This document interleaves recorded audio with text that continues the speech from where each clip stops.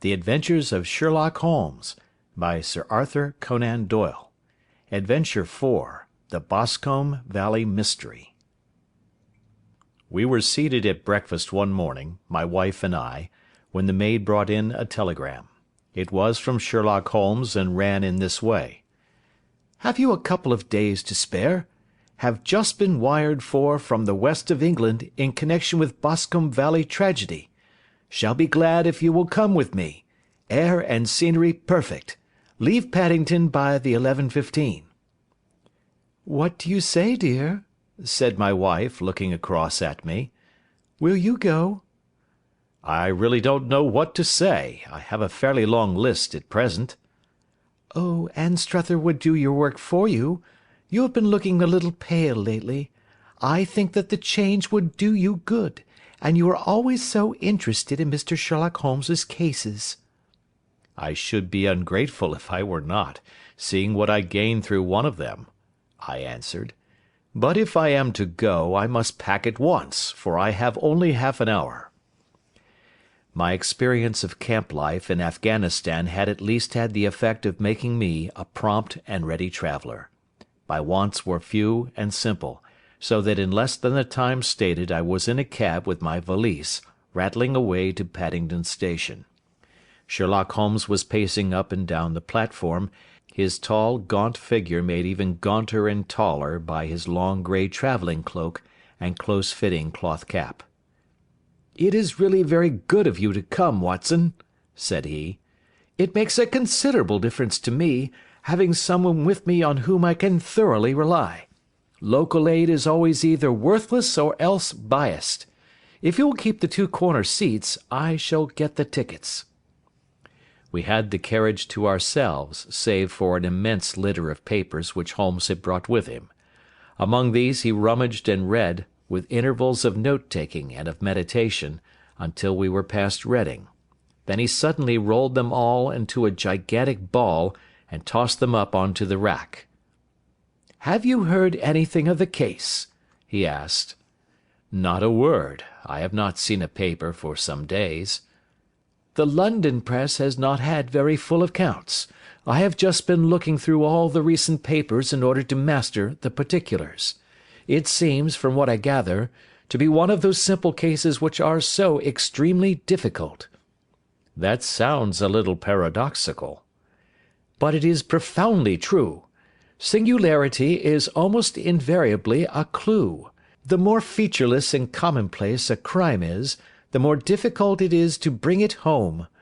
In this case, however, they have established a very serious case against the son of the murdered man." "It is a murder, then?" "Well, it is conjectured to be so.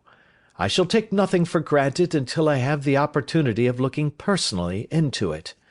I will explain the state of things to you, as far as I have been able to understand it, in a very few words. Boscombe Valley is a country district not very far from Ross, in Herefordshire. The largest landed proprietor in that part is a Mr. John Turner, who made his money in Australia, and returned some years ago to the old country. One of the farms which he held, that of Hatherley, was let to Mr. Charles McCarthy, who was also an ex-Australian. The men had known each other in the colonies, so that it was not unnatural that when they came to settle down they should do so as near each other as possible.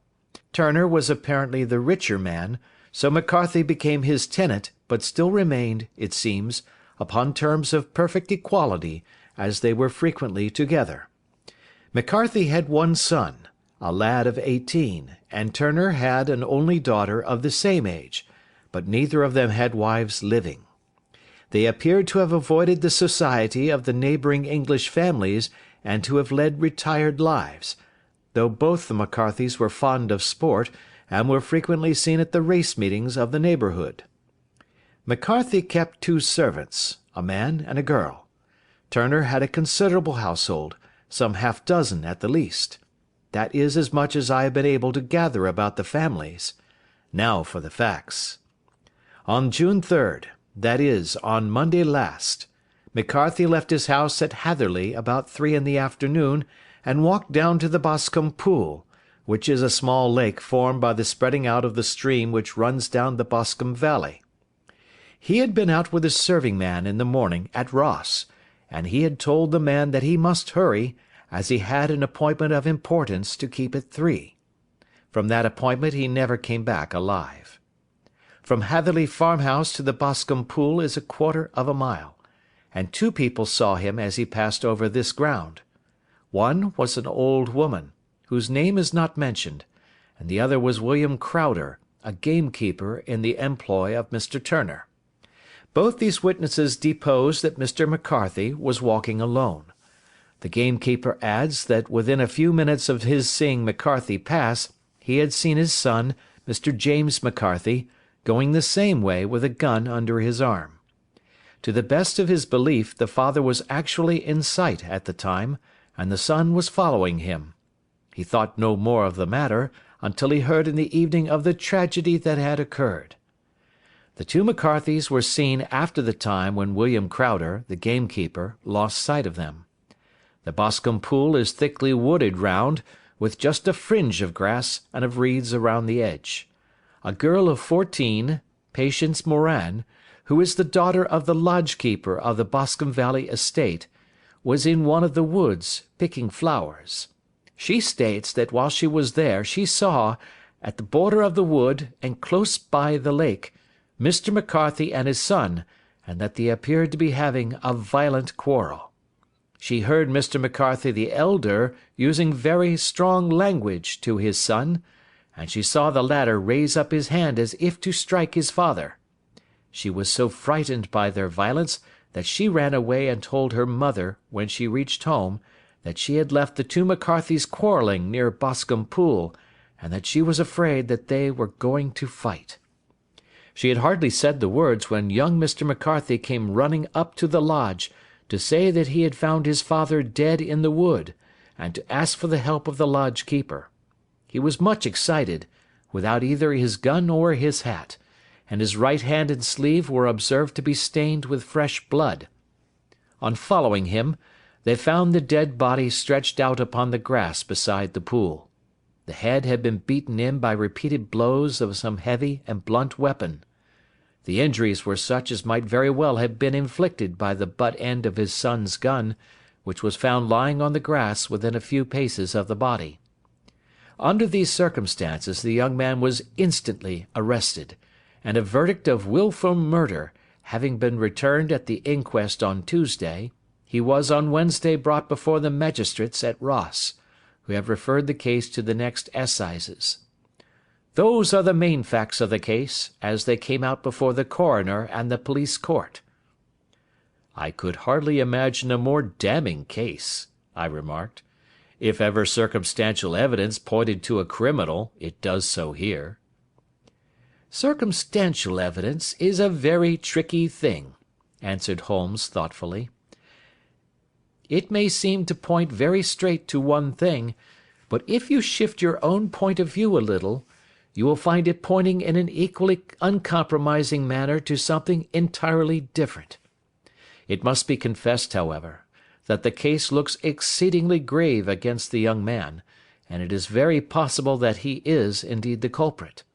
There are several people in the neighbourhood, however, and among them Miss Turner, the daughter of the neighbouring landowner, who believe in his innocence, and who have retained Lestrade, whom you may recollect in connection with the study in scarlet, to work out the case in his interest. Lestrade, being rather puzzled, has referred the case to me, and hence it is that 2 middle-aged gentlemen are flying westward at 50 miles an hour, instead of quietly digesting their breakfasts at home. "I am afraid," said I, "that the facts are so obvious that you will find little credit to be gained out of this case." "There is nothing more deceptive than an obvious fact," he answered, laughing. "Besides, we may chance to hit upon some other obvious facts, which may have been by no means obvious to Mr. Lestrade. You know me too well to think that I am boasting when I say that I shall either confirm or destroy his theory by means which he is quite incapable of employing, or even of understanding. To take the first example to hand, I very clearly perceive that in your bedroom the window is upon the right-hand side, and yet I question whether Mr. Lestrade would have noted even so self-evident a thing as that. How on earth, my dear fellow, I know you well. I know the military neatness which characterizes you. You shave every morning, and in this season you shave by the sunlight. But since your shaving is less and less complete as we get farther back on the left side, until it becomes positively slovenly as we get round the angle of the jaw, it is surely very clear that that side is less illuminated than the other. I could not imagine a man of your habits looking at himself in an equal light and being satisfied with such a result. I only quote this as a trivial example of observation and inference.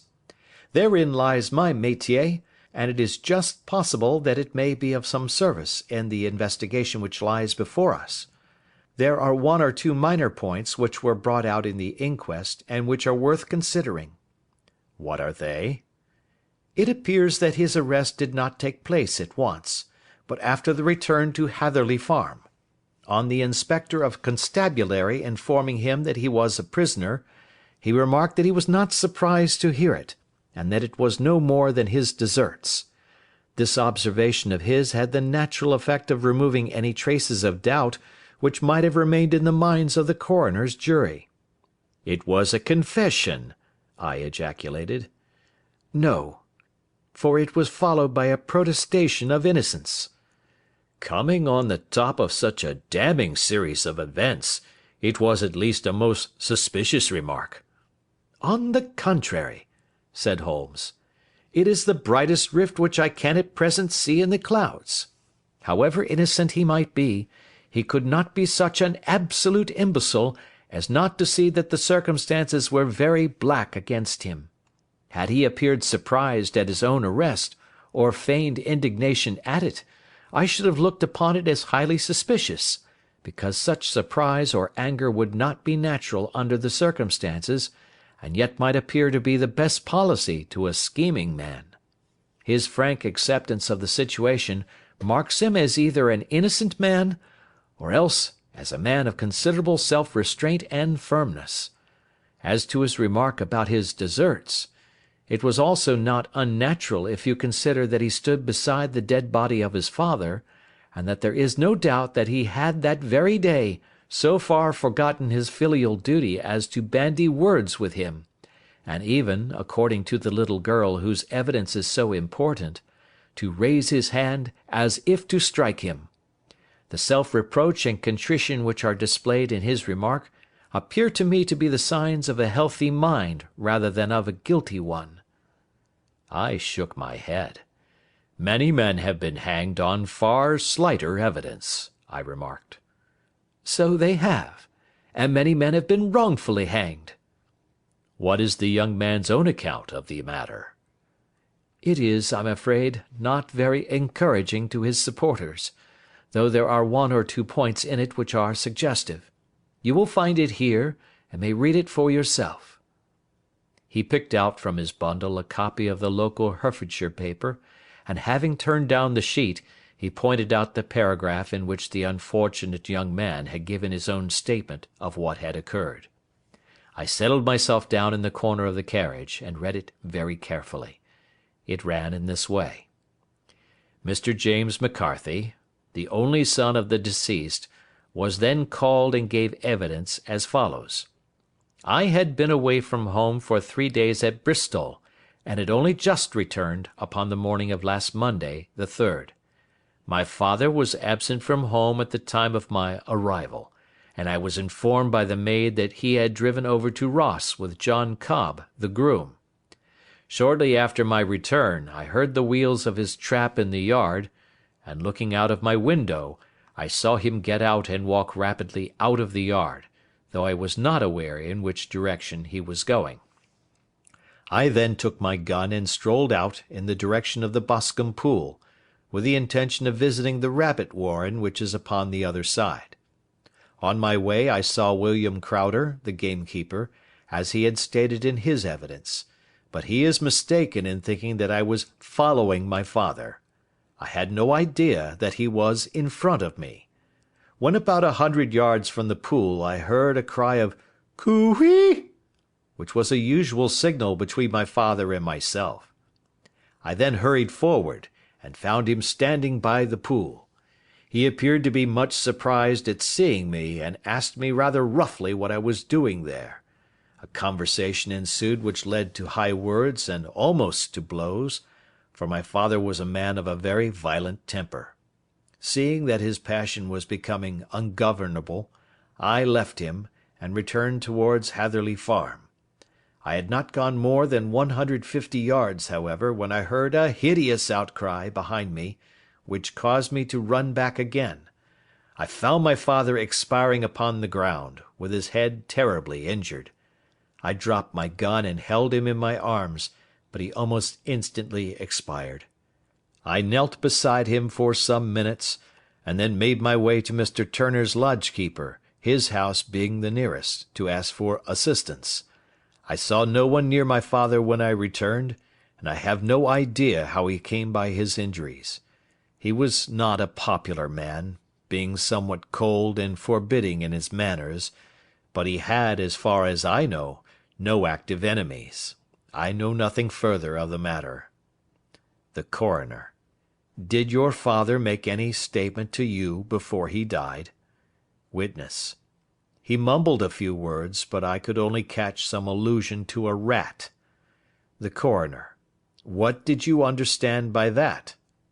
Witness: It conveyed no meaning to me. I thought that he was delirious. The Coroner: What was the point upon which you and your father had this final quarrel? Witness: I should prefer not to answer. The Coroner: I am afraid that I must press it. Witness: It is really impossible for me to tell you. I can assure you that it has nothing to do with the sad tragedy which followed. The Coroner: That is for the court to decide. I need not point out to you that your refusal to answer will prejudice your case considerably in any future proceedings which may arise. Witness: I must still refuse. The Coroner: I understand that the cry of "Coo-ee!" was a common signal between you and your father? Witness: It was. The Coroner: How was it, then, that he uttered it before he saw you, and before he even knew that you had returned from Bristol? Witness, with considerable confusion: I do not know. A juryman: Did you see nothing which aroused your suspicions when you returned on hearing the cry, and found your father fatally injured? Witness: Nothing definite. The Coroner: What do you mean? Witness: I was so disturbed and excited as I rushed out into the open, that I could think of nothing except of my father. Yet I have a vague impression that as I ran forward something lay upon the ground to the left of me. It seemed to me to be something grey in colour, a coat of some sort, or a plaid perhaps. When I rose from my father I looked round for it, but it was gone. Do you mean that it disappeared before you went for help? Yes, it was gone. You cannot say what it was? No, I had a feeling something was there. How far from the body? A dozen yards or so. And how far from the edge of the wood? About the same. Then if it was removed, it was while you were within a dozen yards of it? Yes, but with my back toward it. This concluded the examination of the witness. I see, said I, as I glanced down the column, that the coroner in his concluding remarks was rather severe upon young McCarthy. He calls attention, and with reason, to the discrepancy about his father having signalled to him before seeing him, also to his refusal to give details of his conversation with his father, and his singular account of his father's dying words. They are all, as he remarks, very much against the son. Holmes laughed softly to himself and stretched himself out upon the cushioned seat. "Both you and the coroner have been at some pains," said he, "to single out the very strongest points in the young man's favour. Don't you see that you alternately give him credit for having too much imagination and too little? Too little, if he could not invent a cause of quarrel which would give him the sympathy of the jury; too much, if he evolved from his own inner consciousness anything so outré as a dying reference to a rat, and the incident of the vanishing cloth. No, sir, I shall approach this case from the point of view that what this young man says is true, and we shall see whither that hypothesis will lead us. And now here is my pocket Petrarch, and not another word shall I say of this case until we are on the scene of action. We lunch at Swindon, and I see that we shall be there in 20 minutes. It was nearly 4 o'clock when we at last, after passing through the beautiful Stroud Valley, and over the broad gleaming Severn, found ourselves at the pretty little country town of Ross.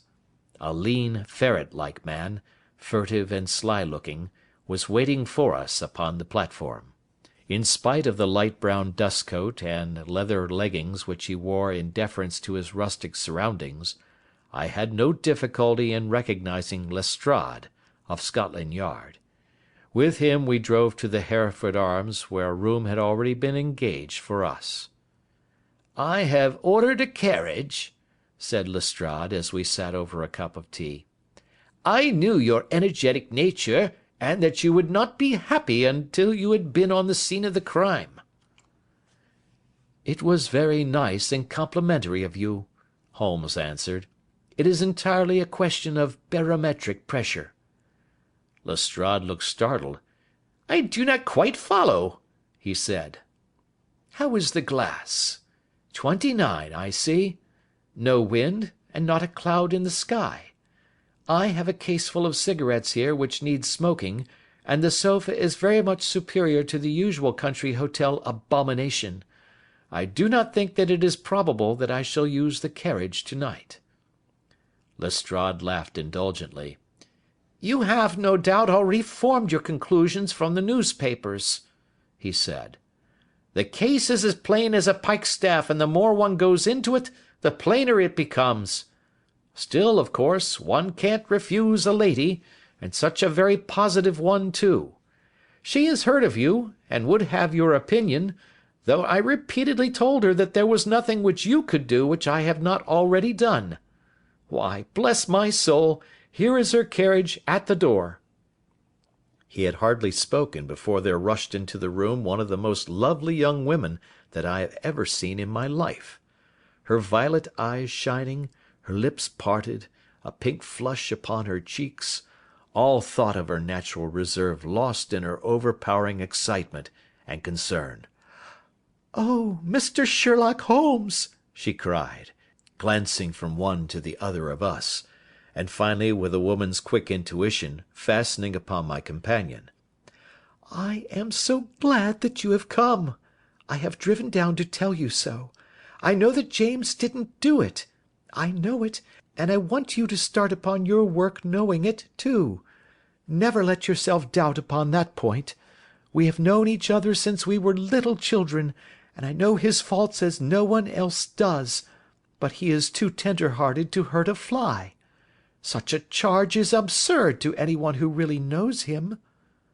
"I hope we may clear him, Miss Turner," said Sherlock Holmes. "You may rely upon my doing all that I can."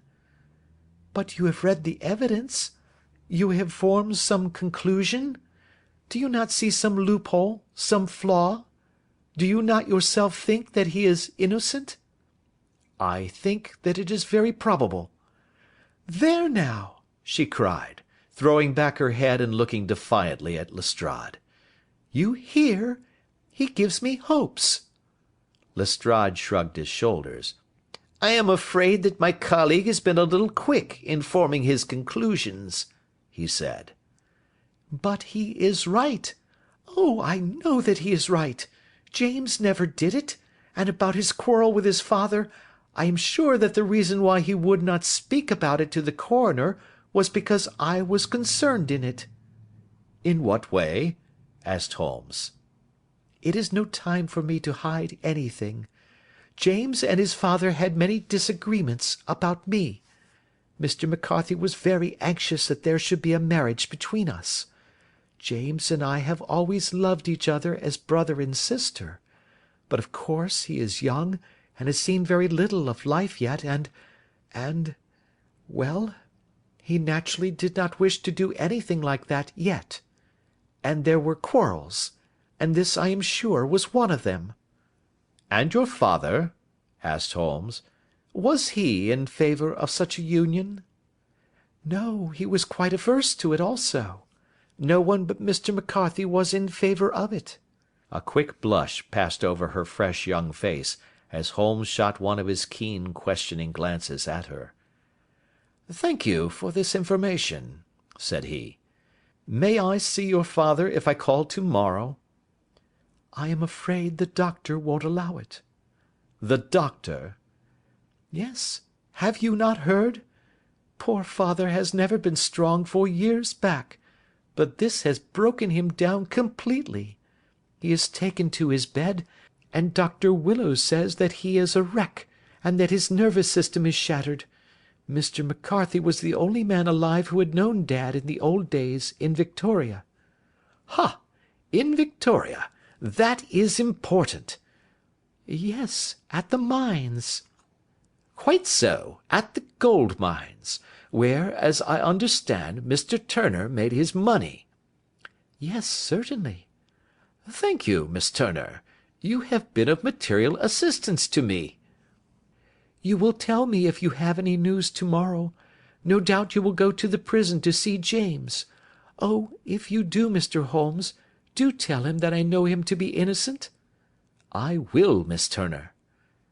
"I must go home now, for Dad is very ill, and he misses me so if I leave him.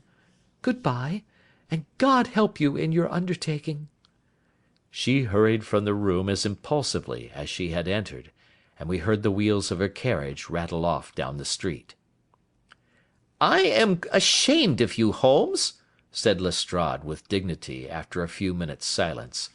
"Why should you raise up hopes which you are bound to disappoint? I am not over-tender of heart, but I call it cruel."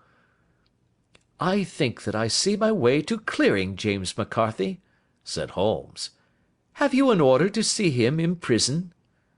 "Yes, but only for you and me." "Then I shall reconsider my resolution about going out. We have still time to take a train to Hereford and see him to-night?"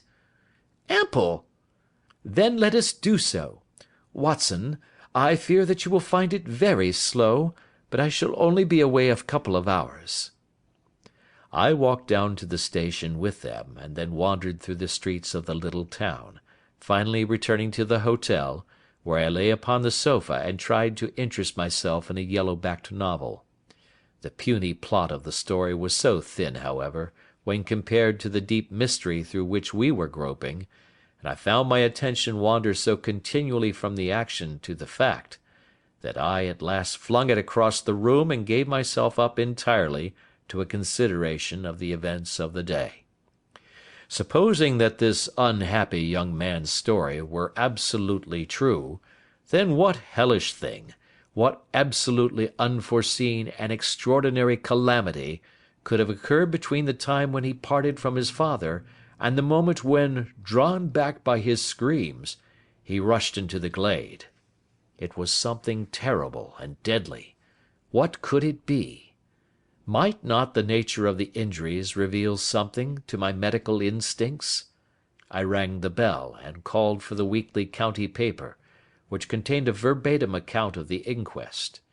In the surgeon's deposition it was stated that the posterior third of the left parietal bone and the left half of the occipital bone had been shattered by a heavy blow from a blunt weapon. I marked the spot upon my own head. Clearly such a blow must have been struck from behind. That was to some extent in favour of the accused, as when seen quarrelling he was face to face with his father. Still it did not go for very much, for the older man might have turned his back before the blow fell. Still, it might be worth while to call Holmes's attention to it. Then there was the peculiar dying reference to a rat. What could that mean? It could not be delirium. A man dying from a sudden blow does not commonly become delirious. No, it was more likely to be an attempt to explain how he met his fate. But what could it indicate? I cudgelled my brains to find some possible explanation.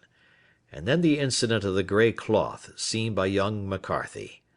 If that were true, the murderer must have dropped some part of his dress, presumably his overcoat, in his flight, and must have had the hardihood to return and to carry it away at the instant when the sun was kneeling with his back turned not a dozen paces off. What a tissue of mysteries and improbabilities the whole thing was! I did not wonder at Lestrade's opinion, and yet I had so much faith in Sherlock Holmes's insight that I could not lose hope as long as every fresh fact seemed to strengthen his conviction of young McCarthy's innocence. It was late before Sherlock Holmes returned. He came back alone, for Lestrade was staying in lodgings in the town. "The glass still keeps very high," he remarked as he sat down. "It is of importance that it should not rain before we are able to go over the ground. On the other hand, a man should be at his very best and keenest for such nice work as that, and I did not wish to do it when fagged by a long journey. I have seen young McCarthy." "And what did you learn from him?" "Nothing." "Could he throw no light?" "None at all. I was inclined to think at one time that he knew who had done it, and was screening him or her, but I am convinced now that he is as puzzled as every one else. He is not a very quick-witted youth, though comely to look at and, I should think, sound at heart." "I cannot admire his taste," I remarked, "if it is indeed a fact that he was averse to a marriage with so charming a young lady as this Miss Turner." "Ah, thereby hangs a rather painful tale. This fellow is madly, insanely in love with her, but some 2 years ago, when he was only a lad, and before he really knew her, for she had been away 5 years at a boarding school, what does the idiot do but get into the clutches of a barmaid in Bristol, and marry her at a registry office? No one knows a word of the matter, but you can imagine how maddening it must be to him to be upbraided for not doing what he would give his very eyes to do, but what he knows to be absolutely impossible. It was sheer frenzy of this sort which made him throw his hands up into the air when his father, at their last interview, was goading him on to propose to Miss Turner. On the other hand, he had no means of supporting himself, and his father, who was by all accounts a very hard man, would have thrown him over utterly had he known the truth. It was with his barmaid wife that he had spent the last 3 days in Bristol, and his father did not know where he was. Mark that point. It is of importance. Good has come out of evil, however, for the barmaid, finding from the papers that he is in serious trouble and likely to be hanged, has thrown him over utterly and has written to him to say that she has a husband already in the Bermuda dockyard, so that there is really no tie between them. I think that that bit of news has consoled young McCarthy for all that he has suffered." "But if he is innocent, who has done it?" "Ah, who? I would call your attention very particularly to 2 points. One is that the murdered man had an appointment with someone at the pool, and that the someone could not have been his son, for his son was away, and he did not know when he would return. The second is that the murdered man was heard to cry 'Cooee!' before he knew that his son had returned. Those are the crucial points upon which the case depends. And now let us talk about George Meredith, if you please, and we shall leave all minor matters until to-morrow." There was no rain, as Holmes had foretold, and the morning broke bright and cloudless. At 9 o'clock Lestrade called for us with the carriage, and we set off for Hatherley Farm and the Boscombe Pool. "There is serious news this morning," Lestrade observed. "It is said that Mr. Turner, of the Hall, He is so ill that his life is despaired of." "An elderly man, I presume?" said Holmes. "About 60. But his constitution has been shattered by his life abroad, and he has been in failing health for some time. This business has had a very bad effect upon him. He was an old friend of McCarthy's, and, I may add, a great benefactor to him, for I have learned that he gave him Hatherley Farm rent-free." "Indeed, that is interesting," said Holmes. "Oh yes, in 100 other ways he has helped him.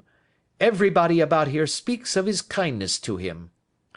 Really, does it not strike you as a little singular that this McCarthy, who appears to have had little of his own, and to have been under such obligations to Turner, should still talk of marrying his son to Turner's daughter, who is presumably heiress to the estate, and that in such a very cocksure manner, as if it were merely a case of a proposal and all else would follow? It is the more strange, since we know that Turner himself was averse to the idea. The daughter told us as much. Do you not deduce something from that?" "We have got to the deductions and the inferences," said Lestrade, winking at me. "I find it hard enough to tackle facts, Holmes, without flying away after theories and fancies." "You are right," said Holmes demurely. "You do find it very hard to tackle the facts."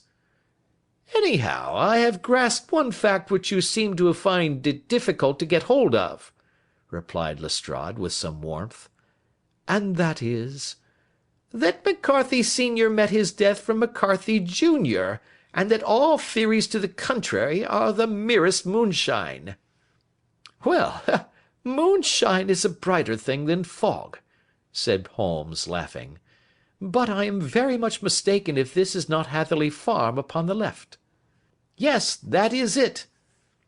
It was a wide-spread, comfortable-looking building, 2-storied, slate-roofed, with great yellow blotches of lichen upon the grey walls. The drawn blinds and the smokeless chimneys, however, gave it a stricken look, as though the weight of this horror still lay heavy upon it. We called at the door, when the maid, at Holmes's request, showed us the boots which her master wore at the time of his death, and also a pair of the son's, though not the pair which he had then had. Having measured these very carefully from 7 or 8 different points, Holmes desired to be led to the courtyard, from which we all followed the winding track which led to Boscombe Pool. Sherlock Holmes was transformed when he was hot upon such a scent as this. Men who had only known the quiet thinker and logician of Baker Street would have failed to recognize him. His face flushed and darkened. His brows were drawn into 2 hard black lines, while his eyes shone out from beneath them with a steely glitter. His face was bent downward, his shoulders bowed, his lips compressed, and the veins stood out like whipcord in his long sinewy neck. His nostrils seemed to dilate with a purely animal lust for the chase, and his mind was so absolutely concentrated upon the matter before him, that a question or remark fell unheeded upon his ears, or at the most, only provoked a quick, impatient snarl in reply. Swiftly and silently he made his way along the track which ran through the meadows, and so by way of the woods to the Boscombe Pool. It was damp, marshy ground, as is all that district, and there were marks of many feet, both upon the path and amid the short grass which bounded it on either side. Sometimes Holmes would hurry on, sometimes stop dead, and once he made quite a little detour into the meadow. Lestrade and I walked behind him, the detective indifferent and contemptuous, while I watched my friend with the interest which sprang from the conviction that every one of his actions was directed towards a definite end. The Boscombe Pool, which is a little reed-girt sheet of water some 50 yards across, is situated at the boundary between the Hatherley Farm and the private park of the wealthy Mr. Turner.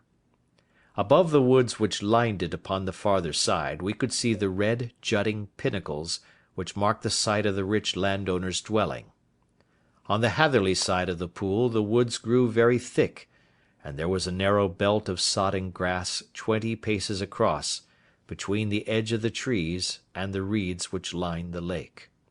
Lestrade showed us the exact spot at which the body had been found, and indeed, so moist was the ground, that I could plainly see the traces which had been left by the fall of the stricken man. To Holmes, as I could see by his eager face and peering eyes, very many other things were to be read upon the trampled grass. He ran round like a dog who is picking up a scent, and then turned upon my companion. "What did you go into the pool for?" he asked. "I fished about with a rake. I thought there might be some weapon or other trace. But how on earth—" "Oh, tut, tut, I have no time. That left foot of yours with its inward twist is all over the place. A mole could trace it, and there it vanishes among the reeds. Oh, how simple it would all have been had I been here before they came like a herd of buffalo and wallowed all over it. Here is where the party with the lodge-keeper came, and they have covered all tracks for 6 or 8 feet round the body. But here are 3 separate tracks of the same feet." He drew out a lens, and lay down upon his waterproof to have a better view, talking all the time rather to himself than to us. "These are young McCarthy's feet. Twice he was walking, and once he ran swiftly, so that the soles are deeply marked and the heels hardly visible. That bears out his story. He ran when he saw his father on the ground. Then here are the father's feet as he paced up and down. What is this, then? It is the butt end of the gun as the son stood listening. And this? Ha ha! What have we here? Tiptoes! Tiptoes! Square, too, quite unusual boots. They come, they go, they come again. Of course, that was for the cloak. Now where did they come from?" He ran up and down, sometimes losing, sometimes finding the track until we were well within the edge of the wood, and under the shadow of a great beech, the largest tree in the neighbourhood. Holmes traced his way to the farther side of this, and lay down once more upon his face with a little cry of satisfaction. For a long time he remained there, turning over the leaves and dried sticks, gathering up what seemed to me to be dust into an envelope, and examining with his lens not only the ground, but even the bark of the tree as far as he could reach.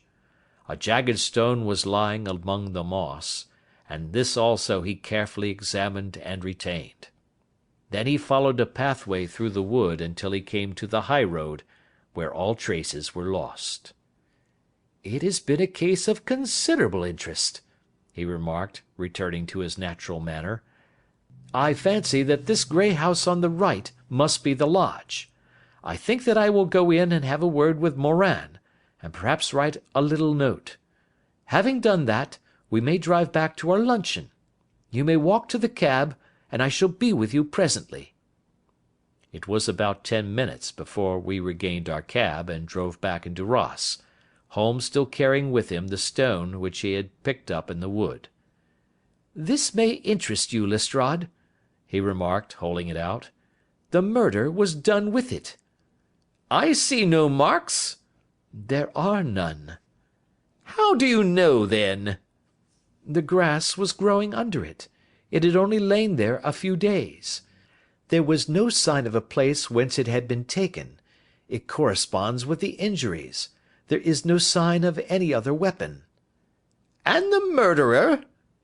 "Is a tall man, left-handed, limps with the right leg, wears thick-soled shooting boots and a grey cloak, smokes Indian cigars, uses a cigar holder, and carries a blunt penknife in his pocket. There are several other indications, but these may be enough to aid us in our search." Lestrade laughed. "I am afraid that I am still a sceptic," he said. "Theories are all very well, but we have to deal with a hard-headed British jury." "Nous verrons," answered Holmes calmly. "You work your own method, and I shall work mine. I shall be busy this afternoon, and shall probably return to London by the evening train." "And leave your case unfinished?" "No, finished." "But the mystery?" "It is solved." "Who was the criminal, then?" "The gentleman I describe." "But who is he?" "Surely it would not be difficult to find out. This is not such a populous neighbourhood." Lestrade shrugged his shoulders. "I am a practical man," he said, "and I really cannot undertake to go about the country looking for a left-handed gentleman with a game leg. I should become the laughing-stock of Scotland Yard." "All right," said Holmes quietly. "I have given you the chance. Here are your lodgings. Good-bye. I shall drop you a line before I leave." Having left Lestrade at his rooms, we drove to our hotel, where we found lunch upon the table. Holmes was silent and buried in thought, with a pained expression upon his face, as one who finds himself in a perplexing position. "Look here, Watson," he said, when the cloth was cleared. "Just sit down in this chair and let me preach to you for a little. I don't know quite what to do, and I should value your advice. Light a cigar and let me expound." "Pray do so." "Well now, in considering this case there are 2 points about young McCarthy's narrative which struck us both instantly, although they impressed me in his favour and you against him. One was the fact that his father should, according to his account, cry cooee before seeing him. The other was his singular dying reference to a rat. He mumbled several words, you understand, but that was all that caught the son's ear. Now from this double point our research must commence, and we will begin it by presuming that what the lad says is absolutely true." "What of this cooee, then?" "Well, obviously, it could not have been meant for the son. The son, as far as he knew, was in Bristol. It was mere chance that he was within earshot. The cooee was meant to attract the attention of whoever it was that he had the appointment with. But cooee is a distinctly Australian cry, and one which is used between Australians. There is a strong presumption that the person whom McCarthy expected to meet him at Boscombe Pool was someone who had been in Australia." "What of the rat, then?" Sherlock Holmes took a folded paper from his pocket and flattened it out on the table. "This is a map of the colony of Victoria," he said. "I wired to Bristol for it last night." He put his hand over part of the map. "What do you read?" "A rat," I read. "And now?" He raised his hand. "Ballarat."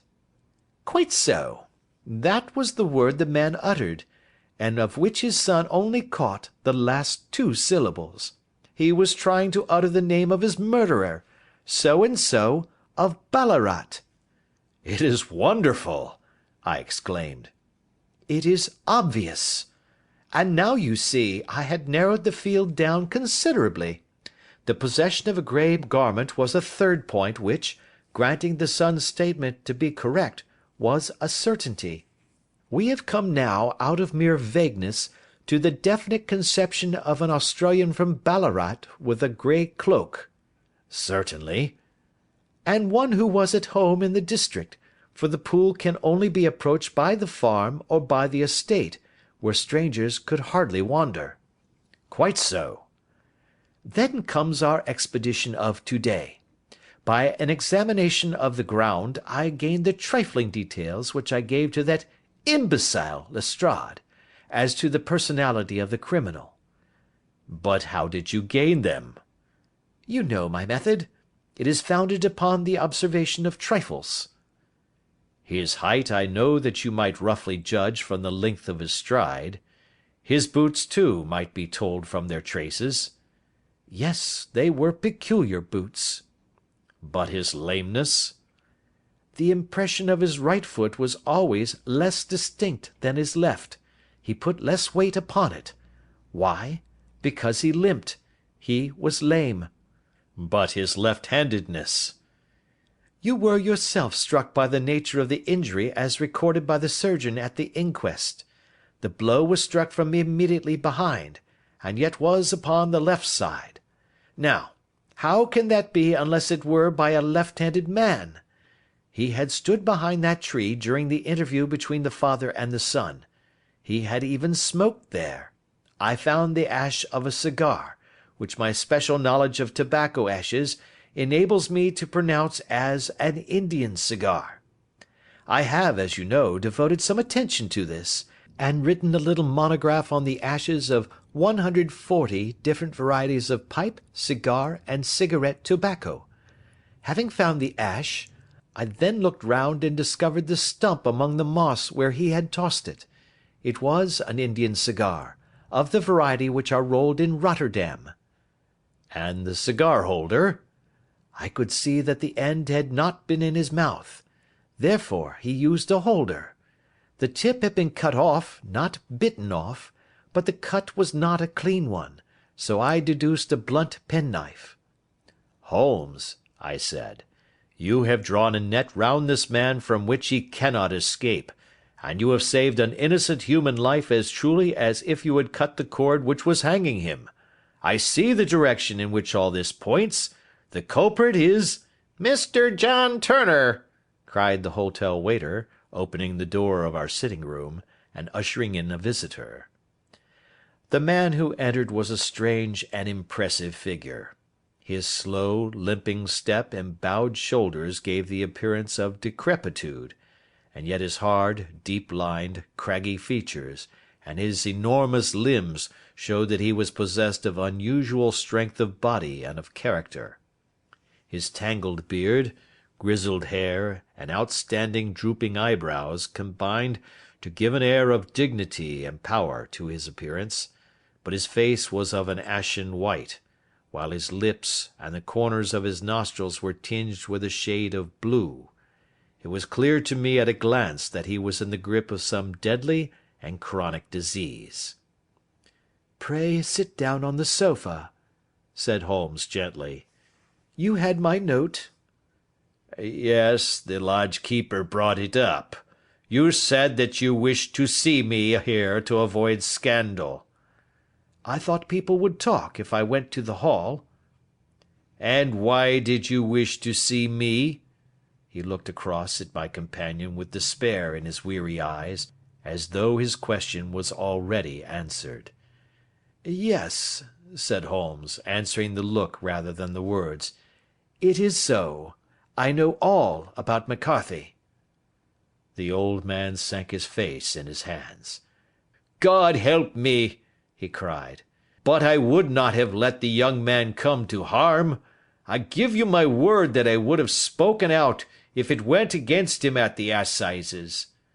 "I am glad to hear you say so," said Holmes gravely. "I would have spoken now had it not been for my dear girl. It would break her heart. It will break her heart when she hears that I am arrested."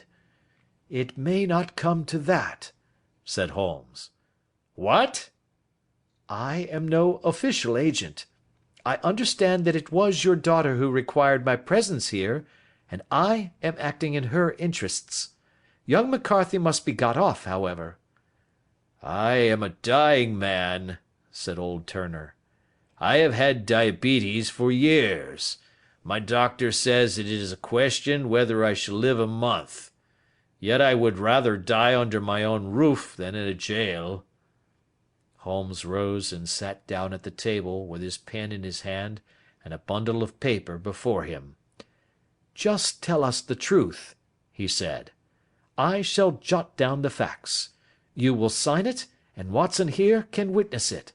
Then I could produce your confession at the last extremity to save young McCarthy. I promise you that I shall not use it unless it is absolutely needed."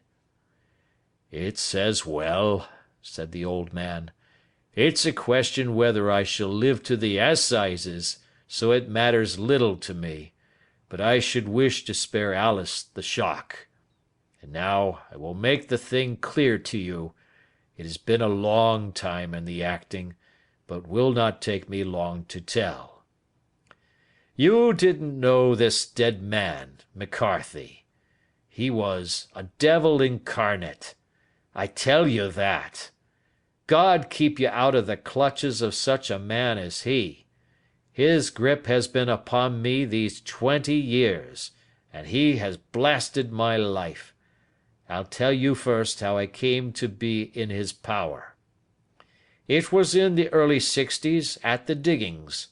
I was a young chap then, hot-blooded and reckless, ready to turn my hand at anything. I got among bad companions, took to drink, had no luck with my claim, took to the bush, and in a word became what you would call over here a highway robber. There were 6 of us, and we had a wild, free life of it, sticking up a station from time to time, or stopping the wagons on the road to the diggings. Black Jack of Ballarat was the name I went under, and our party is still remembered in the colony as the Ballarat Gang. One day, a gold convoy came down from Ballarat to Melbourne, and we lay in wait for it and attacked it. There were 6 troopers and 6 of us, so it was a close thing, but we emptied 4 of their saddles at the first volley. 3 of our boys were killed, however, before we got the swag. I put my pistol to the head of the wagon driver, who was this very man McCarthy. I wish to the Lord that I had shot him then, but I spared him, though I saw his wicked little eyes fixed on my face, as though to remember every feature. We got away with the gold, became wealthy men, and made our way over to England without being suspected. There I parted from my old pals and determined to settle down to a quiet and respectable life. I bought this estate, which chanced to be in the market, and I set myself to do a little good with my money, to make up for the way in which I had earned it. I married, too, and though my wife died young, she left me my dear little Alice. Even when she was just a baby, her wee hand seemed to lead me down the right path as nothing else had ever done. In a word, I turned over a new leaf, and did my best to make up for the past. All was going well when McCarthy laid his grip upon me. I had gone up to town about an investment, and I met him in Regent Street with hardly a coat to his back or a boot to his foot. "Here we are, Jack," says he, touching me on the arm. "We'll be as good as a family to you. There's 2 of us, me and my son, and you can have the keeping of us. If you don't, it's a fine law-abiding country is England, and there's always a policeman within hail." Well, down they came to the West Country, there was no shaking them off, and there they have lived rent-free on my best land ever since. There was no rest for me, no peace, no forgetfulness. Turn where I would, there was his cunning, grinning face at my elbow. It grew worse as Alice grew up, for he soon saw I was more afraid of her knowing my past than of the police. Whatever he wanted he must have, and whatever it was I gave him without question, land, money, houses, until at last he asked a thing which I could not give. He asked for Alice. His son, you see, had grown up, and so had my girl, and as I was known to be in weak health, it seemed a fine stroke to him that his lad should step into the whole property. But there I was firm. I would not have his cursed stock mixed with mine, not that I had any dislike to the lad, but his blood was in him, and that was enough. I stood firm. McCarthy threatened. I braved him to do his worst. We were to meet at the pool midway between our houses to talk it over. When I went down there I found him talking with his son, so I smoked a cigar and waited behind a tree until he should be alone. But as I listened to his talk, all that was black and bitter in me seemed to come uppermost. He was urging his son to marry my daughter, with as little regard for what she might think as if she were a slut from off the streets. It drove me mad to think that I and all that I held most dear should be in the power of such a man as this? Could I not snap the bond? I was already a dying and desperate man. Though clear of mind and fairly strong of limb, I knew that my own fate was sealed. But my memory and my girl, both could be saved if I could but silence that foul tongue. I did it, Mr. Holmes. I would do it again.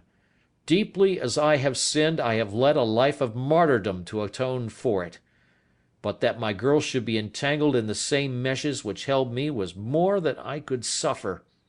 I struck him down with no more compunction than if he had been some foul and venomous beast.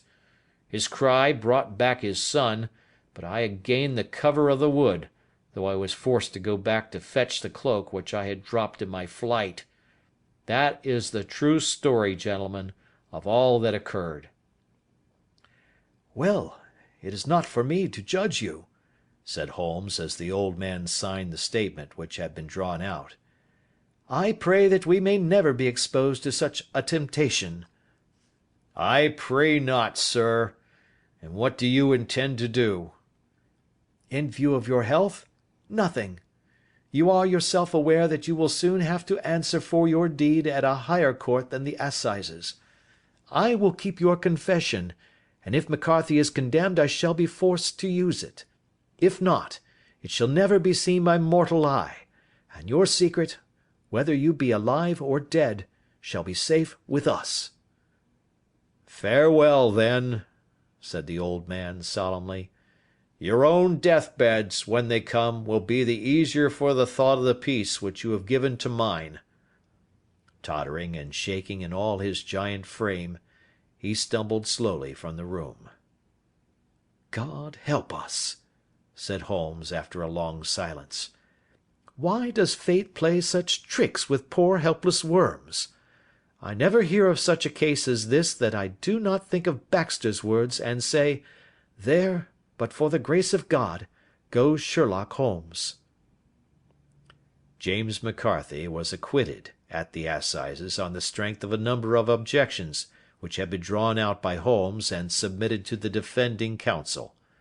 Old Turner lived for 7 months after our interview, but he is now dead, and there is every prospect that the son and daughter may come to live happily together in ignorance of the black cloud which rests upon their past. End of Adventure 4.